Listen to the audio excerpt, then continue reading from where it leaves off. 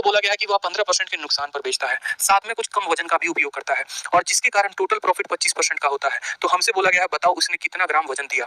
मान लीजिए हमसे सवाल में ये बोला गया है, तो हम कैसे निकालते हैं? तो बोलते हैं सर देखो ये सीपी होता है और यहाँ पर क्या लिखते हैं तो एसपी होता है। ठीक है, हम 15% के नुकसान पर सामान को दे रहे हैं, हम 15% के नुकसान पर दे रहे हैं, यानी 100 रुपए के सामान को हम कितने में दे रहे हैं? 85 में दे रहे हैं। ठीक है, फिर उसके बाद बोला गया है कि वो गलत वजन का भी इस्तेमाल करता है, वह गलत वजन का इस्तेमाल करता है, 1 किलोग्राम की जगह पर अगले को x ग्राम देता है, यानी सामने वाले से जब भी वो पैसा लेगा तो कितने का लेगा? 1000 ग्राम का, लेकिन हो सकता है 1000 के ग्राम पे 900 दे दे, 800 दे दे, 700 दे दे। यहाँ पर मतलब x ग्राम वो देता है, हमसे ये कहा गया है। और फिर कहा गया है कि टोटल प्रॉफिट 25% का है। टोटल प्रॉफिट कितने का है माय डियर? तो टोटल प्रॉफिट 25% का है। 25% का मतलब क्या हो गया? 1/4, यानी 4 रुपए के सामान को आप कितने में बेचते हो?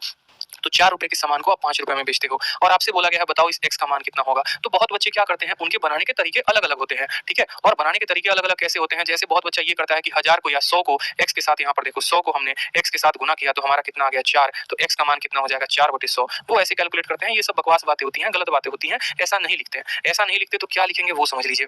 जब भी मैंने आपको बताया था कि इसको मिटाओ, एक बार एक पल के लिए इसको मिटाओ, मैंने आप लोग को बहुत बार बताया है कि जब मान लो कि आपको परसेंटेज में पढ़ाया था तो याद करो, मैंने कहा था लंबाई का अनुपात 1:2 है, चौड़ाई का क्या अनुपात रहे कि एरिया का अनुपात हमारा मान लो कि 4, या मान लो एरिया का अनुपात कितना आ जाए तो 3:5 आ जाए। मान लो मैंने एक छोटा सा सवाल परसेंटेज में कराया, लंबाई का अनुपात इतना है, चौड़ाई का कितना रहेगा कि एरिया का इतना आएगा। मैंने आपसे क्या कहा था कि एक रेशियो आपको दे दिया जाएगा और दूसरा पता करना होगा और दोनों का टोटल रहेगा। समझ में आ रहा है बात? याद करो, लंबाई को चौड़ाई के साथ गुना करने पर ही क्या आता है? तो एरिया आता है यानी दो संख्याओं को। तो जब मुझे ब्रेथ का एरिया यानी चौड़ाई का रेशियो लिखना होगा तो मैं कैसे लिखूंगा? मैं बोलूंगा देखो यहाँ 3 है ना, 3 के ऊपर मान लिखना है तो 3 × 2 यहाँ लिखेंगे और यहाँ पर लिखेंगे 5 × 1। कितना लिखेंगे? 5 × 1। ये सबसे शानदार तरीका होता है लिखने का। फिर से मेरी बात को समझिए, अगर कल के दिन मैं यहाँ रेशियो को इन्वर्ट कर रहा हूँ, मान लो मैं रेशियो को लिखता हूँ, लंबाई का रेशियो 5:6 है, एरिया का अनुपात जो है वो मेरा मान लो 9:11 है, तो मेरा चौड़ाई का रेशियो क्या होगा? यहाँ पर जो चौड़ाई है उसकी जगह पर क्या लिखेंगे? तो बोलेंगे सर 9 × 6 यानी 54 आ जाएगा और 11 × 5 यानी 55 आ जाएगा। सबसे शानदार तरीका है लिखने का। तो सेम तरीके से आप यहाँ पर भी लिखिए। आप बोलेंगे यहाँ 4 है और यहाँ 85 है, तो यहाँ आ जाएगा 4 × 85। ठीक है, और यहाँ पर हो जाएगा 5 × 100। कितना हो जाएगा? 5 × 100। समझ में आ गया मेरी बात को? अब ये कितना है? 500 ग्राम है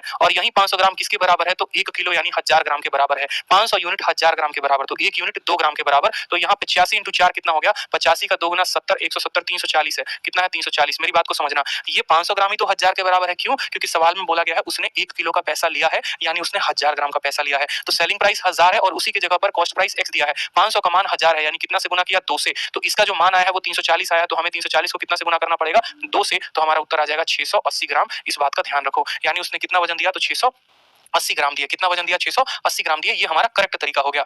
समझे मेरी बात को आप? इस तरीके से आप ऐसे सवालों को